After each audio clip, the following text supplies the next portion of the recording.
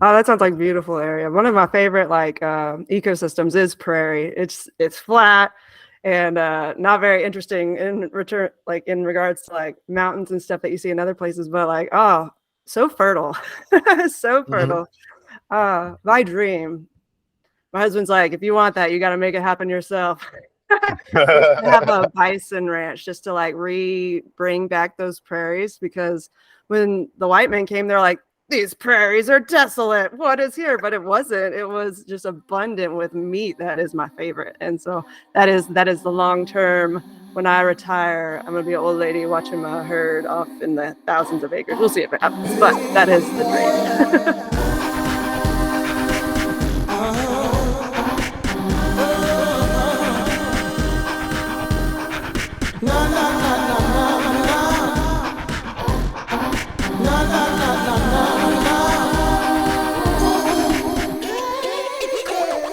Do you pay attention much to regenerative agriculture?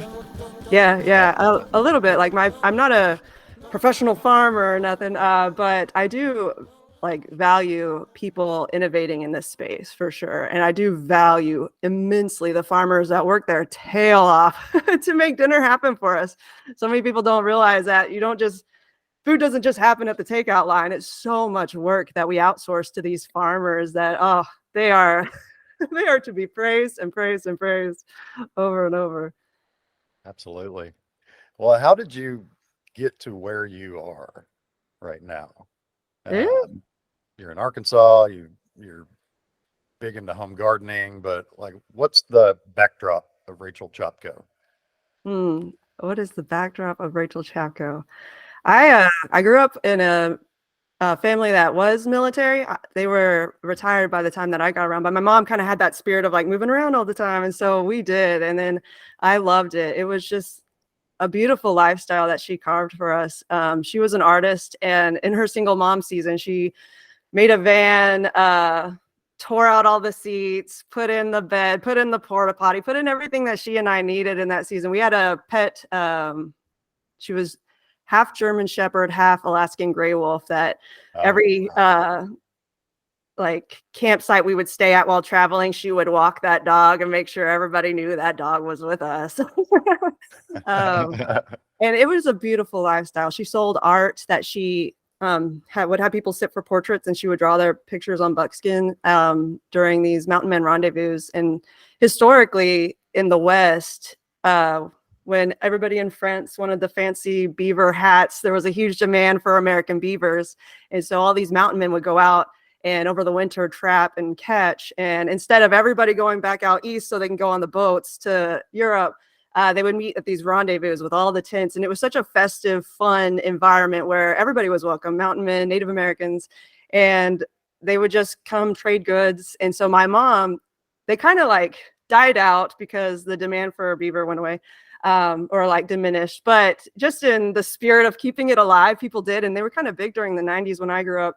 And so she would travel doing these events and make a living, a good living, as a single mom doing art. And so that's kind of where my childhood was spent. And it was like forever a treasure. I'm so grateful for my mom to have that bravery and that sense of adventure, because it really did shape my world in a fun way. And so when we did settle down and establish roots, I loved it too. I love the nomadic lifestyle, but I also love like, no, let's put it in the trees, let's put in the investments. And so all my life we were kind of, not all my life, but during childhood we were kind of in poverty, and so we would grow food to supplement groceries. And it's just been a huge blessing in our lives, the power of growing food and that knowledge and that excitement. And so when I grew up and had my own little nomadic years of like those like 18, what am I doing with my life?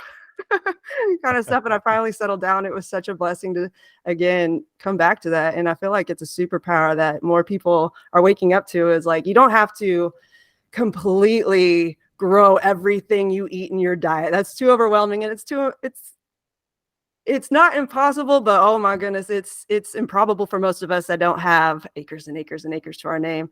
But to just supplement with fresh greens, just to supplement with the perennial berries and fruits is such a blessing that I think more landowners could take advantage of during this time for sure. Not to replace farming entirely in our food system, but just to act as a buffer so that no matter what comes, we are the most resilient we can be. Because even if it isn't saving you money to grow the $30 tomatoes, it still reduces the demand on tomatoes at the store so that those that do not have the land privileges, many of us do, are able to be blessed anyways by lower prices. That's kind of a roundabout way to say how I got here. Nomadic lifestyle, and then in putting down roots lifestyle, and both are a blessing for sure. And you crossed the pond to be able to do that, right? You were born in Hawaii, but when Yeah. you started laying down roots, did you mention it was somewhere here in Texas? Yeah, I love Texas. That spirit, that like proud Yeah. Texas, that is still ingrained in me. I love like to just that pride is fun and I don't know, a strong thing. And so I loved Texas. I do not want to go back because it's too dang hot. If I go back, it's going to be wintertime. But but I grew up in small town Texas, and it was a beautiful place to grow up for sure, even though the grasshoppers were ginormous during summertime. Ugh. What small town? Where were you? I lived in Alney, Texas, kind of Oh, near Graham and Wichita Falls. I did live in Wichita yeah. Falls for a little bit. And then I was a single mom. I was a young mother right out of high school. And so I spent some years in Dallas and I loved it. I loved it. But during the summertime, you literally bake on the sidewalk. So I don't want to go back. Yeah. No. But there is still that love and that like admiration for Texas. Like, oh, I love it. We're definitely one of a kind, and Yeah. I'm familiar with the Wichita Falls area. I was actually born in Lawton, Oklahoma. Yep. Yep. Yeah, we call it the Shady 580. Hmm. Pretty rough these days, but yeah, just 45 minutes north of Wichita Falls in that area anyway. But um, yeah, I spent a few years as a newborn and a infant in Oklahoma, but I've been in Texas most of my life, and since 91 here in the Central Texas area. Yeah. But I love it, but I hear you, the heat. This year we had, I don't know how many days it was, over 100 degrees, but it was a solid 3 months straight, Yeah. and it was utter hellscape. It And really is. Like yeah, of all the like extreme weather, tornadoes, freezing, hurricanes, heat kills more people than all of them. Like you look at the chart and it's like heat's up here and everything else is like it's just so intense. People don't realize. Oh, right. but it's like you have to go into hiding almost during the summertime. Here it gets hot. We do have times where it gets over 100, but it's not that same kind of blistering hellscape. Right. Yeah. Right. And from the perspective of home gardening, I know you're a big activist for native plants, Hmm. and I know that over this summer, that's likely the only thing that could have had a chance to make it here in this Yeah. area.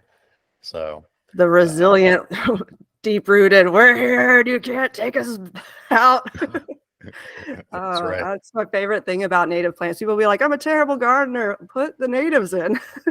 They love it here. They Yeah. were made for here. They are going to do great. And so many of the native foods that people lived off of for thousands and thousands of years did not make it to the grocery store shelves. There's such limited grocery store produce that there's so much more variety out there that I think if we start embracing it, we'd be a lot more resilient as a country because we have a lot of great foods that do very good with little pests, little maintenance at all. There is maintenance, but not like it is trying to baby a banana plant or something like that in the cold. You've been posting a lot recently on pawpaws, and I don't think I had ever heard about a pawpaw until you mentioned it. What They're is like a it? hidden gem. Oh, they are so good. I'm like, I want to be the pawpaw lady. They are just a delicious fruit that is a surprise because it literally tastes like it comes from the tropics. And it's like it grew here. And they are native from like in my area, but native from north to south. there's a lot of places that they aren't naturally found, but they still do well because it's not that quite different. But it is, you have to baby them a little bit more. There is a learning curve when they're little because they are a forest animal, or forest plant, not animal. So they like to have their baby stage when it's shady, and then as they grow up and mature, they want to have the canopy, and they'll give these delicious fruits. The only reason they've never made it to stores is because they bruise so easily. So if you're trying to pick them, put them in a box, take them, they're pretty much not good by the time they make it to the shelves after all that handling. And their shelf life is so short. It's only like a few days. It's literally like, oh my God, it's pawpaw season. Everybody go, go, go, get them, get them, get them. Because if you can get them, collect them, and then freeze them, you have them for the rest of the year. And so I've been, every pawpaw I have, I save it seed, I spread it, because I'm like, let's bring them back. Instead of relying on all the tropical fruits with all the shipping, these grow here. They made a huge comeback during the World Wars because they were resilient and they were available when many other fruits were not. They call them the poor man's banana, but they are worth bringing back. Oh my goodness. So every time it's pawpaw season, I make a big deal about it. I'm like, let's go. I share it with everybody. I'm like, try this. They do have some like risks to them because like strawberries or shellfish, they do have an allergy to some people. So it is one of those things that can't eat too much of. But even George Washington enjoyed chilled pawpaw for desserts. He had them on his Mount Vernon during Lewis and Clark's like exploration. They kind of kept them alive during the last leg because it was pawpaw season and there wasn't much food around. And so some of them got sick because they ate too much. And there are toxins in the skins and the seeds. So if they tried to eat, that's probably why they got sick. But that inside pulp, an American fruit, unlike any other, it's a beautiful plant. I hope makes a comeback. It's worth bringing back. It's just amazing. Well, you brought up a couple of things I want to explore, and one is you mentioned just the legacy of some of these plants, World War II and back in the Lewis and Clark days, but also, and I think we'll get there, but also the reason that it does not make it to the grocery store shelves, in that it's not, say, aesthetically pleasing to the average consumer. And from what I understand, there's so much food waste through grocery stores because of just simply the aesthetics. This thing has a ding, this thing has a cut. And so are you familiar with that issue out there? It is. We shop by aesthetics. That's why marketing's such a big deal. Make the product the prettiest it can be, people will pick it. But if a fruit has blemishes, it wastes. And it's such a saddening thing that so much of our food that has grown, labor went into it, farmers, like, we wasted it. The consumer wasted it. And so that issue is one that I've been kind of trying to tackle, because if we can turn the seconds, that's what they call them, the ugly ones, if we can turn that into a product, process it. A lot of people are like, oh, processed foods save food waste. Let's do it.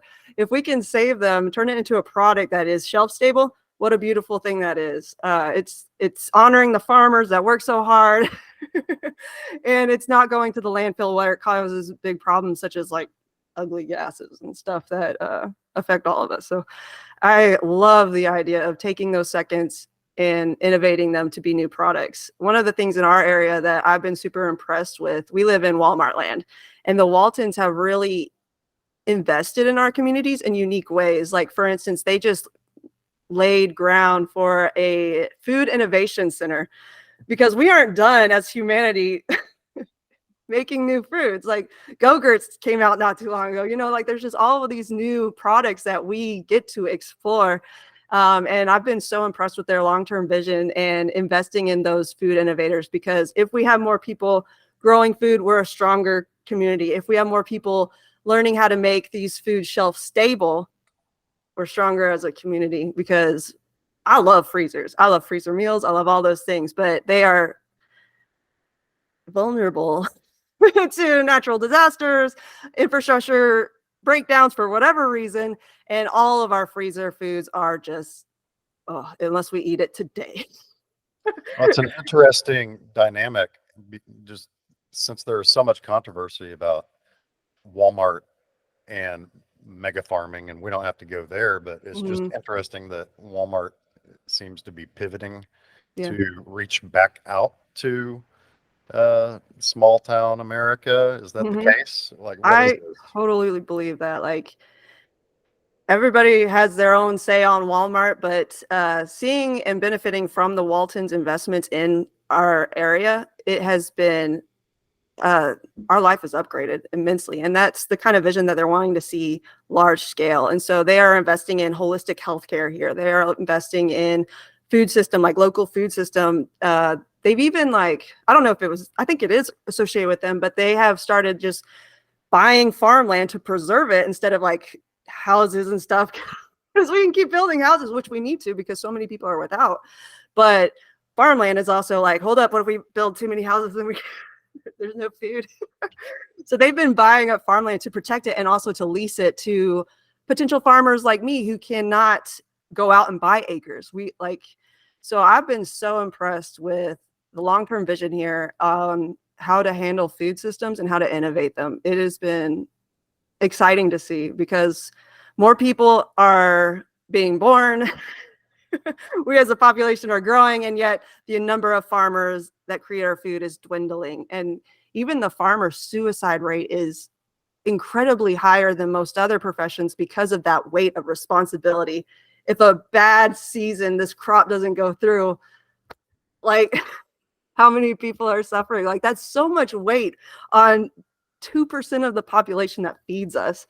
And so to invest in stronger food systems, it's going to be better for eaters, it's going to be better for farmers, it's going to be better for everybody. And so we have a unique time in history to really look at how food is grown. And I don't think American lawn space is small pennies. Like American lawn space is valuable if we use it right.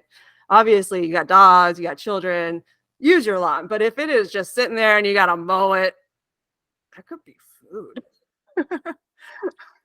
And so many Right. people are like, gardening so much work. But they'll go and high five everybody at the gym for work that didn't make food. Like our bodies have a natural need for hard work. And if we put that towards our own organic produce, what a beautiful thing that is for our health, for our mental health, for food security as a whole. Not saying it'll replace the food system, but what a beautiful buffer and upgrade to all of our health it could be for sure. Can we do a call back to your roots real quick? Yeah. And I'm just curious. You gave me um, a bit of information about your parents, and one thing that struck me was that your father was a World War II veteran, and Mm-hmm. so I'm curious if there was any sort of influence to from having the World War II father to this concept of victory gardening, Yeah. and is there a link, or am I just No, stretching there that? is. I was born to two veterans. My father was born in 1922, grew up in the Depression with his single mom who had to do unfortunate things to make money. And so he just had a hard life. He really did. I admire him for what he went through. And then he got drafted into the Navy during World War II. He would never talk about it, which understandable, but I was so frustrated because I am a history buff. That is like my favorite. And so I'd be like, Dad, what was it like in the 40s? And he would be like, we did the same thing that y'all do. And I was like, I don't think y'all played Cards Against Humanity on New Year's Eve. Well, I would ask him, like, what'd you do for New Year's Eve? He'd be like, whatever y'all do. I was like, I don't think y'all did that. But he just would never talk about it. And so it was always a curiosity for me. What was it like for him? What was it like for him? And so that did kind of struck me. And so my mom, she was also a veteran, but during peacetime. So when I graduated from college, the goal was to enter as an officer in the Air Force. And I had a pregnancy, which was a beautiful thing. I love motherhood. It is a beautiful season. I'm so grateful to be a mom, but there is cost. And so I wasn't able to fulfill my dream of being in the Air Force. But I kept trying to apply. They're like, nope, nope, nope. And I was like, you guys got to lower your standards at some point. Uh, so we'll see as time goes on.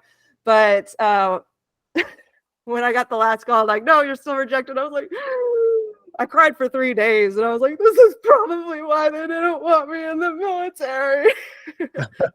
But instead, I was like, you know what? Let's work on the American lawn space because that is an untapped resource we could use to lower grocery bills for everybody. And I've been really blessed and excited to share about that and the benefits of gardening, home gardening for sure.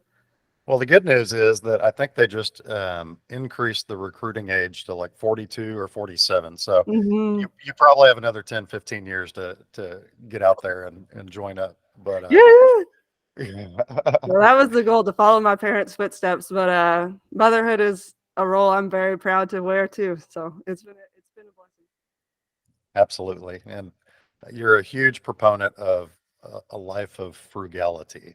Yes. And to your point, taking that American lawn space and converting it to agriculture. I'm curious. You mentioned you live on about a third of an acre, and so um, given that size land and to ratio to your size family, what can you yield off of that? And is it just a break even, or do you have an abundance? What does a third of an acre get you? Yeah, it has been a huge supplement. Like I said, I will never be able to grow all the food that my family eats on this, but it has been such a blessing. I need to start like weighing and seeing what am I actually yielding. I'll take pictures of it. I'm like, that's good enough. But to get that data is, I need to do that next year for sure. I have been planting fruit trees, and so I haven't even gotten all of the abundance I could yet because I'm still waiting on some of them. Every Christmas time, I make it a tradition that I'm going to plant some fruit trees because that's the best time. If you plant them during midsummer, they're like, oh my gosh, I just transferred here. My roots are struggling. It's hot, and they might not do so well. So doing them in the winter, planting them in the winter when it's rainier, they get time before the heat comes in to really establish those root system and also have the fungi that they need to make connections with the ground are able to develop during winter. So every Christmas time I plant fruit trees, and this was the first year I got our apples, and I was like, oh, the sense of power that came with that is beautiful. So I'm still waiting on many, many trees to come into production. But it is such an investment. So many people, well, you're not even going to get fruit for a few years. I'm like, yeah, but a few years go on, I'm going to have fruit and you didn't because of that attitude. So I highly recommend perennials as investments. And they do take a long time to finally become their whole tree. So meanwhile, you can use that land around to supplement with annuals. That is what I like to do. My favorite crop is tomatoes. My goal this year was to grow tomatoes to eat, but also to can for sauces and stuff. And we did that, but I messed up canning because everything's a learning curve. So many people like, I don't have a green thumb. You know, you gave up after your first failure. There's failures everywhere. Farmers, the best of them, experience crop loss. So do not say, I don't have a great thumb, and let it kill your chances of providing buffer food for your family. Yeah, I messed up on the tomatoes and they didn't quite can right. I think I still can use them, but they are the learning experience was this year. Next year will be better. Well, what happened? How do you know they didn't can right? uh I should have brought one to show you. They are separated. Like I canned tomato soups before, and they did so beautiful. They sit on the shelves, and you're like, I did that. It's so satisfying. So many people are like, there's so much work in canning. I'm like, yeah, but it's the work worth doing. uh, but this time I had blended them real well, and I guess there's an enzyme in the tomatoes that I activated and it just separated. And so there's like water on the bottom and tomato paste Uh, on top. But having like learned and like researched what happened to my tomatoes, it happened to other people too. And they're like, you can still use it as tomato paste. It's just not pretty cans at all. They're not the ones you're proud to look at when you open up the shelves. But right. but there's that learning experience. Forever there is a learning experience. And to let I'm not good at it because of one failure, that shuts down so much potential. That's sad to happen. Well, in a lot of our neighborhoods these days, at least anything built in the past 30, 40 years, You get a lot of tract housing, especially in the suburbs. And the process of building all of these houses is that heavy equipment goes in and scrapes off that that previously fertile layer, and Yeah. then they they put in fill soils, fill dirt, and flex base and riprap and all of this stuff that's just sterilized specifically so it doesn't grow stuff in it, Mm-hmm. and also specifically so it creates the appropriate foundation for these huge concrete slabs. And then at the end of the build process, they just go in and either spray on some turf grass seed or roll on some sod or something. And so, how do you convert that back to a fertile environment for, Right. for home gardening? Mm-hmm. For the perennials, I love the idea of food forestry. I made a food forest thinking that it would be an easy, don't gotta weed it or anything like that. That is not the case, but it's still worth doing. And the way that I started it was doing wood chips. I live in the Ozarks. There's a lot of trees. Every time there's a tornado, we got an abundance. That's terrible. But like big storms crash down trees and they got to handle them. And so they'll mulch them. And many times they just need somewhere to drop it. And if you're a homeowner and you call around, there's a company that does this as a service, connecting arborists to homeowners, and it's called Chip Drop. And I've heard wonderful things about it, but many people don't have it accessible to them. And that is not a reason to give up. You just call the arborist yourselves. You say, hey, you got them wood chips. And I had 2 truckloads dropped in our driveway. My neighbors were like, did you know what you were getting? And I was like, yep, I ordered this. There's gold here. And so they watched me over the winter, barrel by barrel, lay it out. I laid down newspaper and then put down the wood chips. And to plant something, you would cut the Later, I learned use cardboard, not newspaper. Cardboard will do a much better job. Okay. So when you go to plant it, you cut the cardboard, remove it, dig the hole and plant it, and then not do the volcano wood chip up the tree, but move the wood chips back around. And over time, that has broken down to be the most beautiful soil. I did that about 4 years ago, and the wood chips are gone. It is now just lush black soil, completely covered in Bermuda grass, because that is my foe. I've learned to just live with it. As the gardening influencer, I don't like to show my garden because it's not pretty. I think the social media gardens have intimidated so many people to think my gardens don't look like that. It doesn't have to make food. It can still have the Bermuda and you still get your apples. It's fine. But I think for anybody that has just unfertile soil, just that sod, basic, see what organic matter is around to you. You can buy compost from various places, but the free stuff is really what I'm after, because it's just resource allocation. There are huge trees downed. Where does that go? My yard. Thank you, Jesus. And leaves, just any organic matter you can get your hands on, start supplementing. And it doesn't have to be Pinterest perfect gardens to make excellent food for your family. So that would be the biggest advice. Every time a tree goes down, I try to get those wood, even the logs, because they are wonderful for burying. There we go, burying under compost and acting as a water retention during those really hot seasons. They will break down over time in the soil. It does take a while, especially if it's a hardwood. There's many pieces that I've dug up because I'm trying to move my raised beds. My favorite part of gardening, my favorite season for gardening is fall, because that's when I redesign. I'm like, okay, all the lessons learned, let's redo it. And so I'm moving my raised beds. And so the raised beds had those logs in it. And to see them break over time, I'm like, it's so beautiful. And it helps in that high heat to just have that log underneath there that is porous because it's breaking down the microbes. The bugs are doing their good job, and water can stay in there kind of like a sponge. It is such a good buffer for the plants during that high heat. So every time I find free resources, like trees are the best. Without trees, I have not tried to garden in like the desert area. That is a different challenge that I've faced, but I love having seen other desert gardeners like start using aquaponics.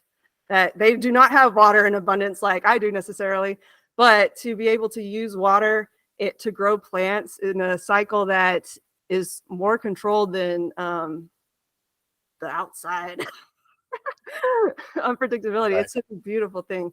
There's so much innovation to happen in gardening, in farming, that it's an exciting time to be alive for sure. And the understanding that fertile soil means living things. It means you need your bugs, you need your microbes, versus some of the practices that preach fertilizers, Mhm. that preach intensive pest control, and I think that's where the roads split Yeah, philosophically, yeah. right? And so, how do you, as a home gardener who's focused on bringing in organic material and building up the soil, combat some of your neighbors who are spraying Roundup and shit all over their yards and spoiling the groundwater? And do you Mm. just have to go knock on their door and say stop it, or have you had to deal with this in the past? A little bit, but I just go back to thinking of how laborious farming really is. Like we outsource it so much that we don't realize there's so much work that goes into this, and you're not guaranteed to get 100% yield. So it is like all that work. Oh, and then a disaster happens and everything falls down. There's a lot of work, and so I can't even imagine what it was like when those fertilizers and pesticides became available because our yields went up crazy. That's how our population has been able to boom over the whole world. It's been a beautiful thing, but there have been consequences such as groundwater being polluted and stuff like that. But I think that we have to kind of respect both. I don't want to put that on my yard. I do want to have a strategy of like, let's work with nature instead of trying to fight it. But there are bugs in my food sometimes. And so I definitely get why people are like amazed that there's no longer an apple with a worm in it. At least it's not making it to the stores. Um, so I definitely see that there's a benefit, but there is that balance. Like, how do we look at long-term goals for feeding everybody without like, because I cannot feed I cannot feed my family from my yard. I love the beauty. I want to promote organics, all that stuff. But at the end of the day, we still rely on those industrial farm foods. And thank God they're there because we are eating every day, and that's a blessing. So many people don't have. So I think that we can't look at industrial farming with like this hate. No, that's what gets us fed if you're not trying to do it yourself. But we do have to look at the long-term goal of like, how do we do this in balance? Because when there are chemicals all the time being used to produce these beautiful yields, we rely on those chemicals. Are we always going to have those chemicals? Or is that whole system that's very complex, going from manufacturer to on the trucks, like it's emails, all of that is very complex and it can be vulnerable. So how do we make sure that we can feed everybody, even if these chemicals are not available? And also, can we feed everybody with the consequences of these chemicals going into our waterways and stuff like that? So I definitely don't want to look at it like, evil. No, I'm eating that. We're all eating that. It's delicious. I love my crackers and my goldfish, and like they're great foods. So I don't want to hate on it at all. But how do we find that balance, and how do we move forward, knowing that challenges are coming, and we're going to be more resilient after? I have full faith, though. I have full faith. You're someone with an abundance of optimism and love for fellow mankind.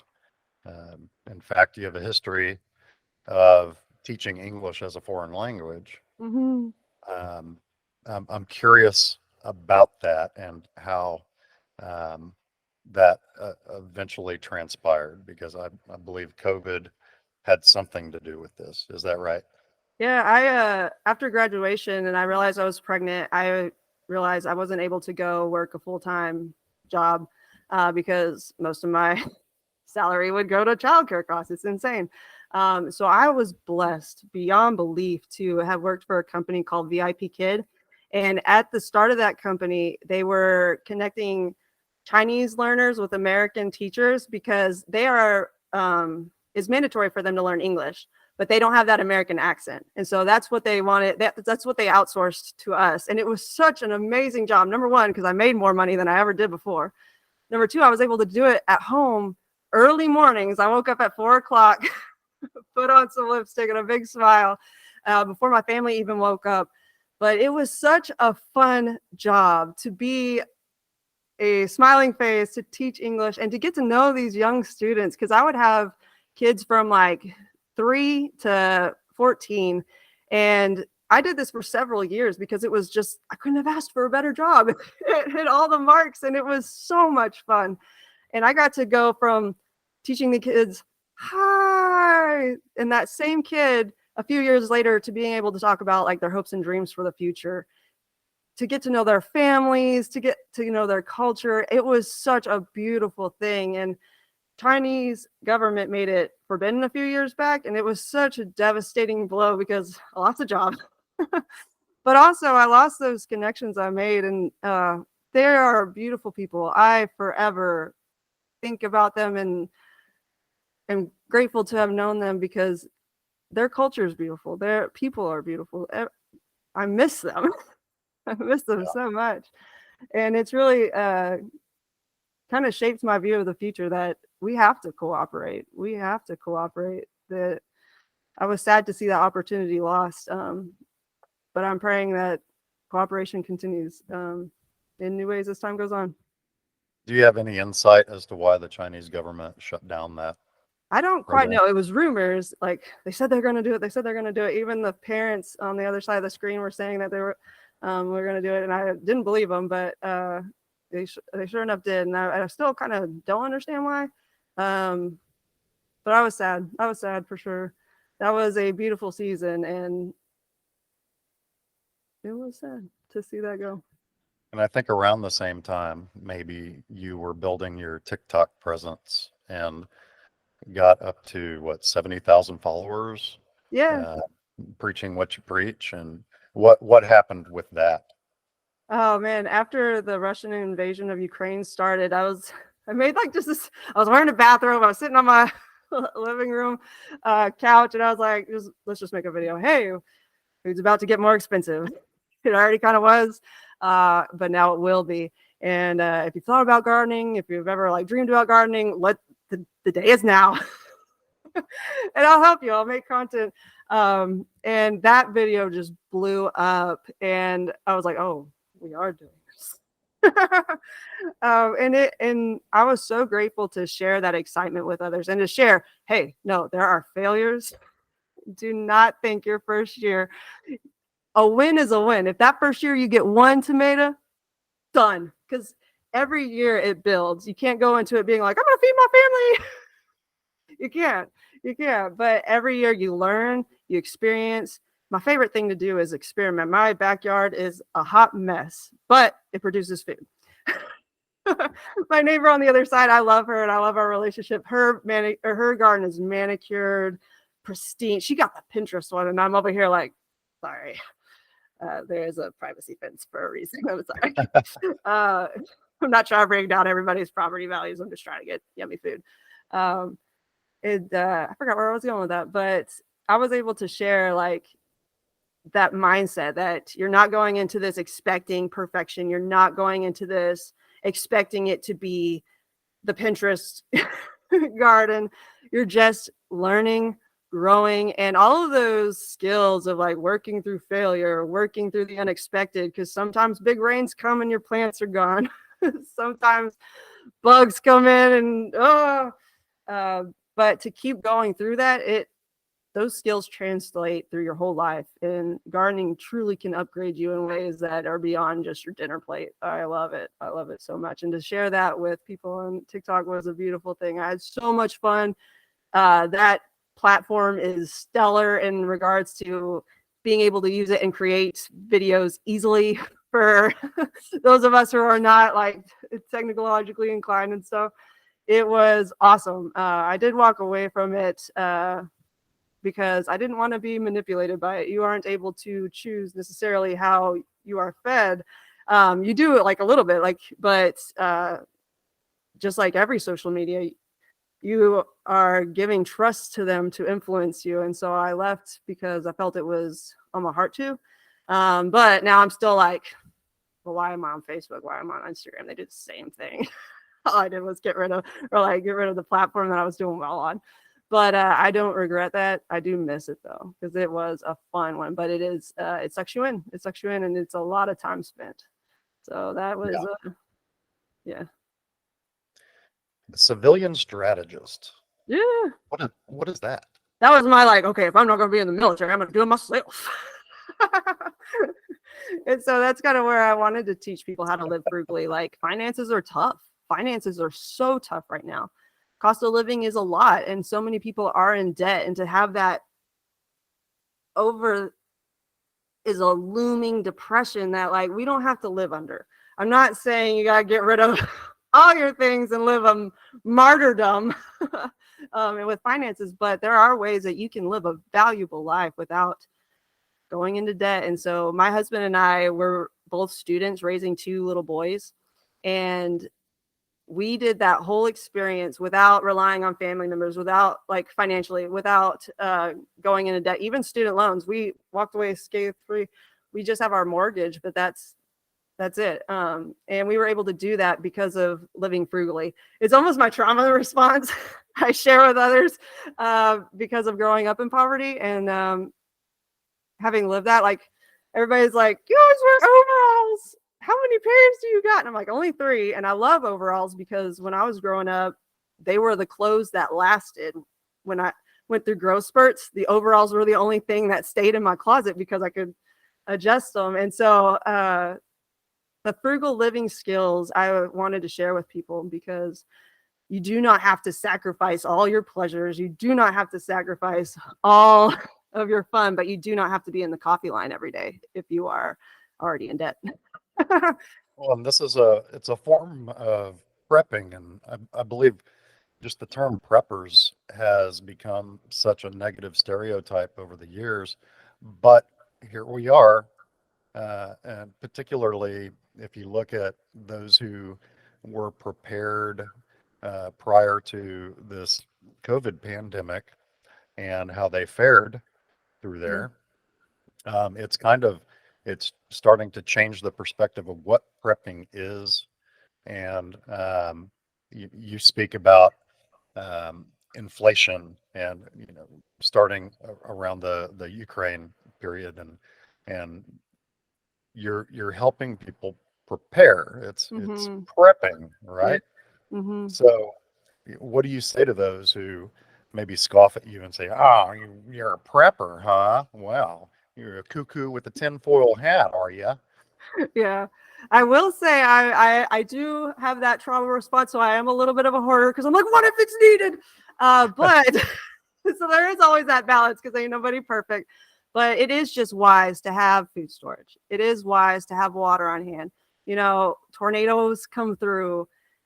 Our infrastructure is aging, and so anything can really happen where all the conveniences we just expect and live off of and thrive are not guaranteed. And I think people, like, one of the mottos I said was no panic, no fear, but preparing is not a bad word. If something does go out where the power's out for a couple days, or trucks aren't able to supply food to the shelves, to have some on hand, not panic response and all the toilet paper we did back in COVID, not taking so much that nobody else can have any, not that mentality, but just over time, every grocery trip, picking up a few extra shelf stable canned goods, dried foods, putting the dried foods in Tupperware so that the animals don't get them. All of these things are just smart so that you are not panicking. You are not turning into the person that's going lethal crazy because of that. I don't have what I need and someone else does. Just if everybody had that buffer, it's not going to be easy. Nobody promises easy days ahead. Absolutely not. But if we're wise, if we're willing to put in the work it takes, we're gonna come out stronger no matter what comes. Our big eye opener here a couple of years ago was in Texas, we got a huge winter storm Yeah. and it shut down the infrastructure. And when I say it shut down the infrastructure, I mean it froze natural gas lines and um, communication sites, these little relay sites have backup generators. And so when the power went out, the grid went down nearly statewide in a lot of places. Um, all communication sites ran out of fuel for their backup generators, and nobody could go refuel Yeah. these sites because the roads weren't prepared, and we just didn't have that kind of infrastructure. And here at our house, thank goodness, our power stayed on, even though like half our neighborhood went down, but half didn't. But Hmm. still, at the water tower and the well pump that feeds that water tower for the neighborhood, that ran out of fuel and Yeah. couldn't be refueled. And so our source of water for 3 days for boiled drinking water, for personal hygiene, was me scooping snow off of the roof so that it didn't cave in the roof, because we're Yeah. not built for that here either. Yeah. And I would fill up a bathtub full of snow and just let it melt, and then we'd scoop it out and boil it for drinking water, and it was quite a shock. Yeah. And And so, luckily there was snow to well, do that's that. the thing. If there weren't snow, I don't know what we would have done. Yeah. Granted, if there weren't snow, the roads perhaps would have Right. been a little better, but still, where would you go? Because there's no power, and no one's gonna show up at the grocery store to work if there's no Hmm. power there, and they can't, because they can't ring people up. Yep. So what do you do? How Yeah. do you prepare for that? Yeah, exactly, exactly. Stuff just happens. Like America has some of the most extreme weather. And it can disrupt normal life on a ways people don't realize unless it happens to them. And you never want it to happen to you and be that panic of, oh my gosh, what are we doing now? So just even collecting those water bottles, and putting them somewhere smart, like in a closet or something, or in the garage to have on hand in case that happens, because we don't get to predict the future at all. But to be able to feel confident going into whatever it is because of just not hoarding, not taking from others, but having that buffer for whatever comes, because extreme weather, infrastructure breakdowns, you are responsible for keeping your family fed, and a little food storage goes a long way in that regard for sure. You said you're raising chickens now. Yeah. Yeah. What's it like being a chicken farmer? Oh man, I love chickens. People will be like, it's not free eggs. You do spend money. I'm like, yes, but you spend money on dog food. You spend money on cat food, and they don't give you food. And they are so much less maintenance than a dog or a cat. They are the perfect family pet. That is one thing I preach a lot. Like, yes, there are coops. Yes, they are hard to keep alive. That was a devastating learning curve. We had free range chickens, and raccoon got them. And it was devastating because they were our family pets. Raccoons got them? Yeah, well, okay. The first round, a neighborhood dog. We had a storm. The storm had some trees fall down that I was excited about, but they did kind of make our fence vulnerable. And so a neighborhood dog was like, "Oh, I can get those now." And so it came in and ate our chickens. And I can't blame the dog; it's in its nature. But it was devastating because I was like, "Parents, oh no!" Like we named them all, and it was a sad blow to our family. So we now have chickens knowing they are prey. And after a raccoon came last winter, I realized we do have to protect them a little bit more than what we're doing. And so we just invested in this. Like it's got the coop and it's got a little run and it's got wheels so you can move it around. And I've been so impressed with this. We just got it, so I haven't really talked a whole lot about it because I'm like still learning it. And it's not perfect, but it's been such a cool system because number one, they're protected. At first I was like, you guys don't get to free range, your freedom is gone. But I'm like, ain't no raccoon gonna come get you though. You guys are safe. That is valuable too. And we move this little tractor thing around, and the new plot of land that they're on, they will scratch at, they will do all their chicken beauty, and they'll get most of it down if we leave them on the plot long enough. And so when we move it and it's just almost bare, I just got to pull that Bermuda. But after that is clear, I'll lay down some compost, and then that's where I start doing my winter crops. So I'm kind of experimenting. Everything's an experiment in the garden. That's my favorite thing about it. It doesn't have to be beautiful. It doesn't have to be exactly how someone else is. Because a lot of the risk of watching other people on YouTube is they don't live in the exact place you do. Like, they have different challenges than you. So to do their method and to follow their method might not work for you in that frustration. It doesn't work. Ah! You got to start learning from people that are around you and dealing with your unique area. America is so diverse and beautiful, and I love it. Oh, our terrain is just stellar, from the plains to the mountains, the woods. Everything is so unique and beautiful. And to learn how to grow food in your area is so valuable. So teaming up with local gardeners, if you're a newbie, is a beautiful team to have, because they do face the same challenges. And we all have different methods. We all have different whatever. So if what works for them isn't going to work for you, don't crap on it. Just do your thing and show what's working for you and share those tips instead of saying, ugh. But this chicken tractor I've absolutely loved, because just moving it piece by piece, I'm like, okay, now I get to like farm my crops. So like, this has turned into a really cool system I'm falling in love with. I'm still learning it because we just got it a few days ago, but I highly recommend, if you have the money and you have the space, get the coop, get some chickens. Yes, you do have to raise them from babies, and it takes months before you get eggs, but they're the best family pet. They're literally the best family pet, because my kids will eat their dinner, but not all of it, and I'm not going to eat after them. That's gross. But the chickens will gobble it up. And so we don't have any food waste going in the trash. So many people don't realize how much food actually goes in their trash and is sent to the landfill, where it causes problems. But if you give that to some chickens, they'll turn it to the egg. And it's such a beautiful system, because no fish in the fish tank can do that. No dog can do that. I love dogs. I will always have dogs. To just have that alarm system is valuable in itself. If anybody comes to the door, the chickens are, there was a movement during the wars to have chickens, because they turn that food waste, that valuable food waste, even if you don't want to eat it because it's not valuable to you, to give it to someone who will turn it into new food is so much better than dumping it in the trash. So I highly recommend chickens. We've had them for many years and we've had many losses, but I will never live life without chickens anymore if I've got the space for them. They don't take up a whole lot of space. They do take up space. You can't have them in like a patio, but you could have quail on a patio. You said you wanted to do quail. How do you do quail in a backyard? My only experience with them is flushing them out of a prairie, and because they're ground nesting birds, from what I understand.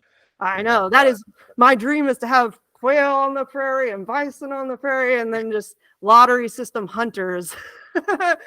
Like, come hunt. Give me that hide though. That is mine. I'm a big fur person. PETA hates me probably, but once the temperatures drop, I'm wearing my furs. Oh, there's nothing better. But we have not gotten quail yet. I've researched a lot about it, because they don't take up that much space, and they're not noisy like chickens. They're very small critters, but the processing of them is really easy. Whereas like a chicken processing is a whole operation. It's a lot of mess, and it's worth doing. I have so many friends that do it, and I'm like, go, go, go. That's awesome. We don't, because I live in the city and they don't want you to slaughter animals in the neighborhood.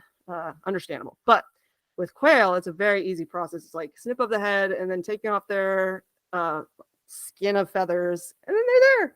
And they also provide eggs, so you get both of them if you want that operation. I had a neighbor build me a quail hutch in exchange for watching his dog a couple times. I was like, okay, I watched your dog a lot. I love your dog, but you're going to build me that quail hutch now.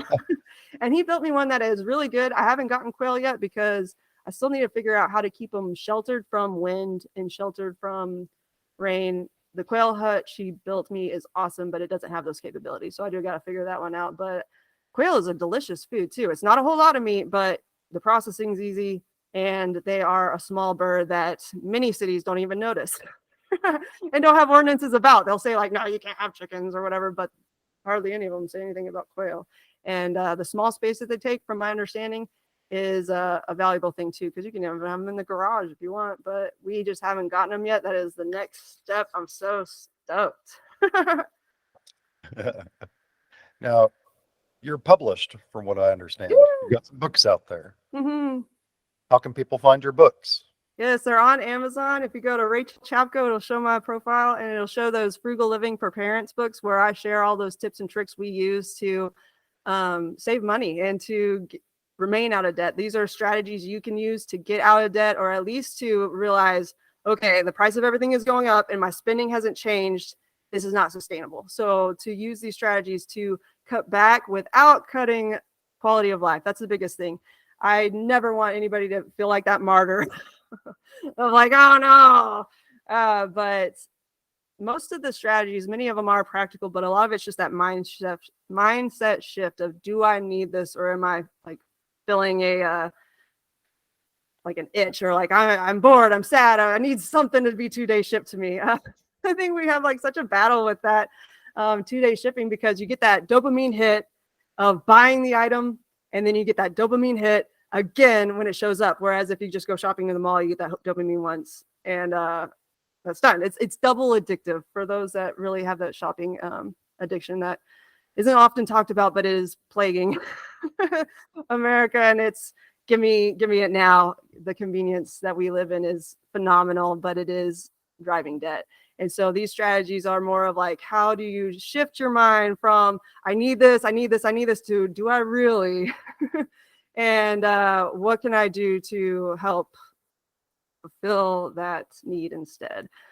So those books are out there. I also, when I was teaching VIP Kid, teaching children in China how to speak English online, that season was so beautiful because I was also able to finish work by the time my kids got up, and I was able to homeschool them. And that was always a dream of mine. My mom homeschooled me for a little bit, and it's such a beautiful lifestyle. We aren't now. And that, like, a lot of people are like, do you hate the public school system? No, we need that. I do not feel it is perfect, but guess what? Nothing is. Homeschooling isn't either. Trust me. But it's just, we need that system. And so they're back in the public school system, and they're thriving. It's a beautiful thing. But for those homeschool years, it was so awesome because we had the freedom to just do whatever we wanted. Not whatever we wanted, like, I'm not going to teach you nothing, but how do you learn this? And where can we go so you learn this hands-on? That was my biggest thing, was like, let's not just read about it, let's go there. And just get that hands-on experience. So they have, and I have these beautiful memories from that season. When the pandemic hit, I was like, oh, a lot more people are going to be thinking about this. This isn't some off the wall strategy to educate children anymore. It was a trying time for everybody, the school system, families. We all went through it, and we all kind of like, oh, thank God that's no longer. Oh my gosh. But that struggle of like all the kids logging on, and how do we make this work? And many families were feeling that, okay, maybe we shouldn't do the sit in front of the screen all day. I don't have any blame for that. Everybody was learning on the go, and we got through it. And I'm grateful for many things that came out of that, like groceries dropped off at the door and everything. Oh, thank you, COVID, for that. But I was like, okay, this is kind of a need to spread this information. And so I wrote books about that and about our experience, and shared those online too. So if you've been thinking about homeschooling, those books are up there. If you've been thinking about like maybe my spending habits are not sustainable, the Frugal Living is also on there. It's just been a joy. It's been a joy to use these stay-at-home mom years and write and share wisdom and experience that we gained through through our actual experience, instead of like, I'm gonna write about this even though I don't know about it. No, we walked through all of this, and it's been an honor to be able to share that. And so if you want to, you can find that on Amazon. Rachel Chapko is all there. You're such an inspiration, and I really thank you for jumping on today. Yeah. May I ask a favor? Mhm. Could you send us off in a prayer Yeah, in your normal style? yeah, no, I appreciate the opportunity to. Father God, we just thank you for this time. We thank you for the opportunity we have to share wisdom and to share excitement for the future. We see the news headlines, and we see the events that can easily spread despair. But Father, we continue to trust you and do what we need to do, that we don't just sit and wish it was different, but we sit and listen to you to get what we need to do to make this time of history be a beautiful one and be one that we're proud to have been a part of. We rebuke the enemy's attacks on us of depression, of hopelessness, of that we're just all falling apart and that the world isn't still a beautiful place. We rebuke that so that we can do our piece to make it a beautiful place. We thank you for technology and the ability to share ideas and to share connection. And we love you, and it's in your Son's name, Jesus Christ, we pray. Amen. Thank you so much. Thank you, Rachel. Yeah. And in true Rachel outro form. I love you. We got this. Let's go.